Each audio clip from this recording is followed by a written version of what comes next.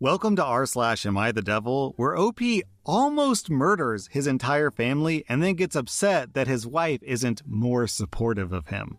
Our next Reddit post is from r/GuyCry. I've never had a lot of direction or drive for things like money or objects. You could say that I'm a simple man. I met my wife through a mutual friend that I was living with about 15 years ago. I had a falling out with the mutual friend, at which time my wife and I started bonding, partially over our shared trauma from losing this mutual friend. She's so smart and witty and driven, all the things that I'm not. I was attracted to her instantly and intensely. We've been inseparable since. Along the way, I've made mistakes. I gave a half-hearted marriage proposal, and I didn't help plan a lot of the wedding. I'm diagnosed with ADHD and have a really tough time with emotional intelligence and rejection sensitivity. This was never a problem until it was. We had a child together 6 years ago. He's perfect.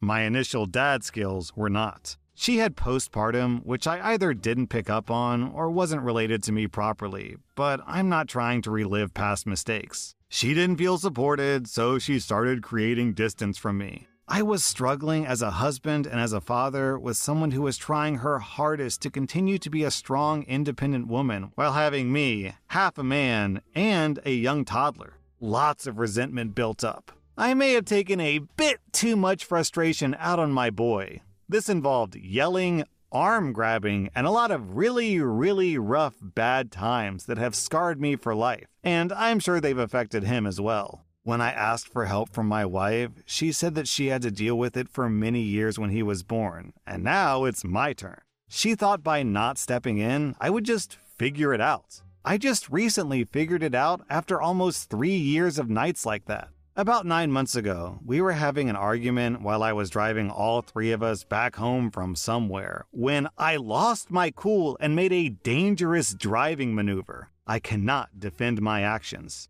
They were bad and just overtly dangerous. I would have been pulled over and charged with reckless driving, or worse if a cop had been there. No one in my life has ever invoked that kind of rage in me, except my mom back when I was a teenager. That seems to have been the point of no return. I can't change my actions that I've already committed. Things haven't been the same since. She has no patience for me anymore, and any small infraction or show of mortality I show is grounds for trying to kick me out of the house. As she claims, she has no more patience for me, and she can no longer wait for me to be a better person. I'm effing broken, my dudes. I cannot fathom leaving the house that we bought together and not spending every morning and night with my son. But I cannot change her mind, and the harder I try, and every time I think I've made some decent progress, she's there to knock me down a peg and remind me how much work I still have to do. I feel like I have no support, which is partially on me for not having any solid friendships throughout my 30s. I ask her to have more patience. I ask her to meet me in the middle, but she says she can't. She set her boundaries and is sticking to them. Occasionally we do the deed and cuddle, and it lulls into my false sense of comfort, and like things are getting better and will be okay one day. She told me today that it'll take years more work.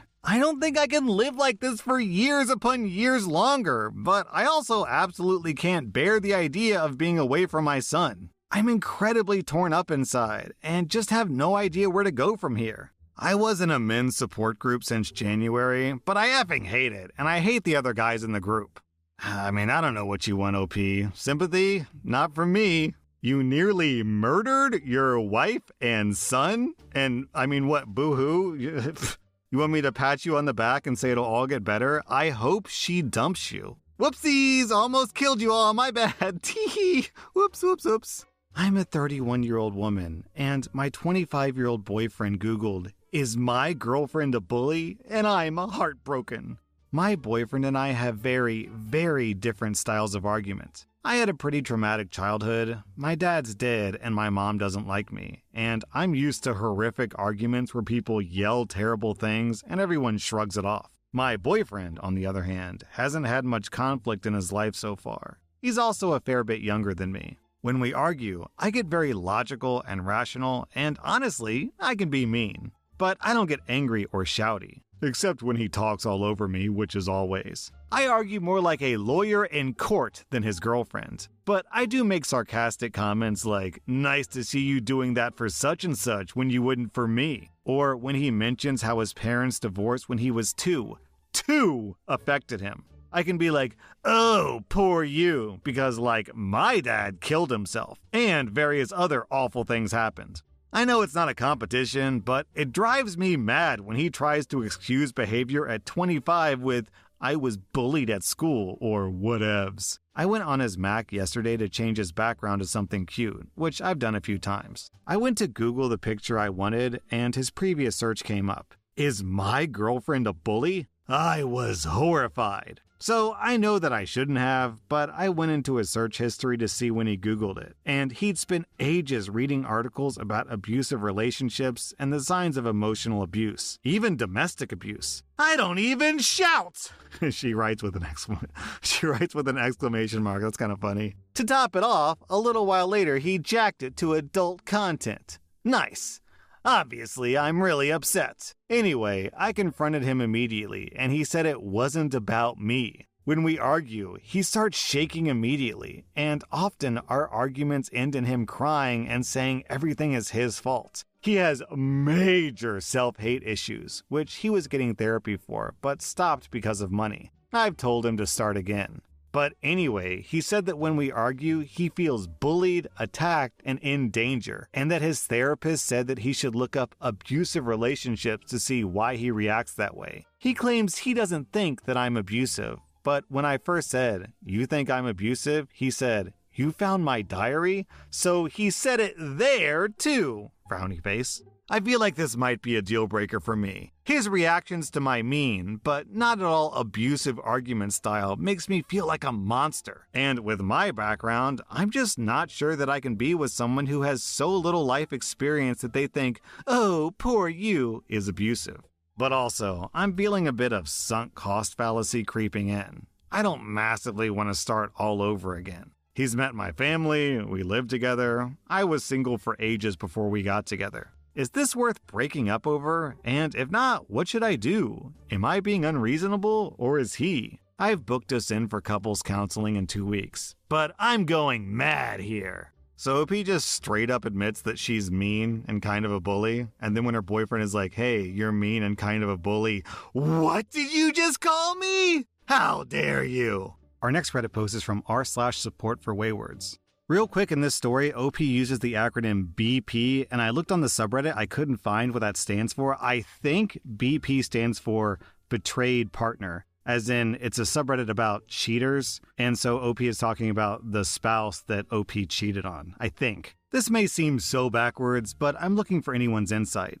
I've been trying to support my BP when they feel anxious or had a recent trigger. Here are some of the ways that I do this. Talking about their feelings, about the air or vibes, about what impact my actions may have had or my lack of action has had. Touch, usually on the head or back scratches. Hugging, making food for us, making a drink for us, watching TV together, quiet time together or alone. Encouraging them to play a game with a friend. My BP has been struggling with bigger anxiety spikes for a couple of weeks now, and there's no direct cause. They just feel like we're often on the verge of a big fight, and they don't want to have one. In the past, they've asked me to help them clear the air, and I'm now looking for new ways to do this when the above fail. I'm exceptionally sensitive to when the vibes are off. I grew up in a home where I had to regulate the mood of my primary caregiver, and it meant that I would notice a heavy breath from upstairs and immediately do a risk analysis of the emotional and physical landscape to predict what could happen. I would also instigate a flight or chaos because the tension of being on edge was too stressful. It's well established that I also have a history of causing a fight to dispel the static that I feel between me and my BP. I'm exhausted. My nervous system cannot handle any more fights, and I have to wear a night guard so I don't shatter my teeth in my sleep. I'm also under the weather this week with some type of cold, definitely not helping. I just want to feel peace, normalcy, and a bit of tender loving care. I know my BP is trying to get to a place where they can love me again, and this is exceptionally hard for them. Instead of causing a fight, I'm coming here to manage the anxiety that I'm absorbing from my BP. I'm so emotionally fragile and my jaw aches. Is anyone else going through this, or has gone through it, or have any suggestions on other ways to management? Oh no, the consequences of my actions! How could this have possibly happened to me? Since I'm such a kind partner, I do such things as watching TV with my partner and hugging my partner. I'm basically the perfect partner. Why? Am I the butthole for telling my daughter to stop acting like I abandoned her? I have a 12-year-old daughter with my late wife. My wife passed suddenly when my daughter was 2. I was not in a place to take care of a kid, so I gave her to my late wife's sister. My late wife's sister adopted her when she was 3.5, and they moved to Europe shortly after the adoption. Around 9 years ago, I remarried. My wife already had a son, and we have 3 kids together. My daughter used to come for 2 weeks every summer, but her visits have been inconsistent since 2020. She skipped visits have been cut short, and my late sister-in-law is now saying that she won't send her this year due to the current administration. She's offered to get us discounted hotels if we want to visit.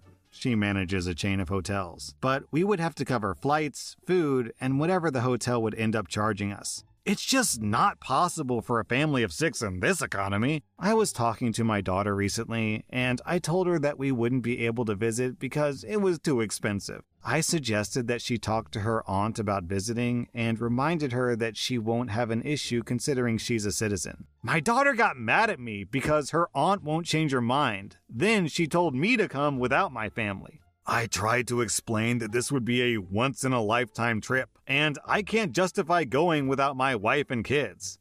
That's so ironic. Oh my God, the irony of that sentence. Plus, I just can't leave them for 2 weeks. Oh my God, OP! She started crying about how I don't care about her and that I like my family more than her because I gave her away and not them. I told her to stop acting like I abandoned her. I didn't drop her off at a fire station or hospital. I gave her to a relative who was willing and able to take care of her. I also reminded her that this situation with visiting is just as much, if not more, her aunt's fault than mine. So if she has a problem, she needs to bring it up to her aunt. Now my daughter's blocked me, and I can't get her aunt to respond to my calls or messages. My wife says that I may have been a little harsh. Am I the butthole for telling her to stop acting like I abandoned her? OP has literally been out of this girl's life for 9 years, and then he says, I can't leave my kids for 2 weeks? Are you out of your mind? Are you nuts? I would miss them too much. I just love their cute little faces. That's brutal. That's got to be just absolutely rip your heart out of your chest. Painful for any 12-year-old girl to hear. I really feel bad for this little girl. Here's what I want to know, OP. If you were mentally in a place that you were able to get married and have more kids, why were you not in a place where you were mentally able to take care of your daughter? It kind of seems to me, if I'm being honest with you, that OP wanted to get rid of his daughter so that he could, go date and be a single bachelor with no strings attached and, not have to deal with, oh, this is my daughter. I hope that doesn't affect your willingness to sleep with me. Oh, man, that felt gross to say. That made me feel icky inside. Our next Reddit post comes from r/neoliberal. Why does firefighting as a service currently only exist as a regional monopoly when it's possible multiple providers could exist and provide coverage to the same area at the same time, and compete against each other to innovate and ensure the best firefighting service to consumers? There are already some examples of existing subscription-based private firefighting, such as rural metro, so it's not untested in the real world. For the counter-arguments, people don't have time to shop when there's an emergency. They shop for coverage before they get an emergency, like insurance. What if they never subscribe to any sort of coverage? Does their house just burn down? The government could force firefighters to respond to non-subscribers anyway, like how it is with emergency healthcare. Okay, down to the comments. People are talking about Crassus. And if you don't know, I was going to make this point anyway. I'm glad that the rest of Reddit is already aware. But if you don't know, Crassus was this really awful Roman general back during the, Roman Empire. And he had this fire brigade, this private fire brigade made up of slaves, mind you. So he's like doubly a butthole. But whenever a house would catch on fire, he and his team would rush to the burning house. And then instead of putting out the fire, they would just stand there and watch it burn until the homeowner agreed to sell them the property at 5 cents on the dollar. It's too bad that house of yours worth $1 million or whatever is going up in flames. You could watch it burn, or you could sell it to us for, let's say, $10,000. What do you think? It was very profitable and also very evil. That was r/Amithedevil, and if you like this content, check out my podcast where I publish the exact same episodes. Also, hit that subscribe button because I put out new Reddit videos every single day.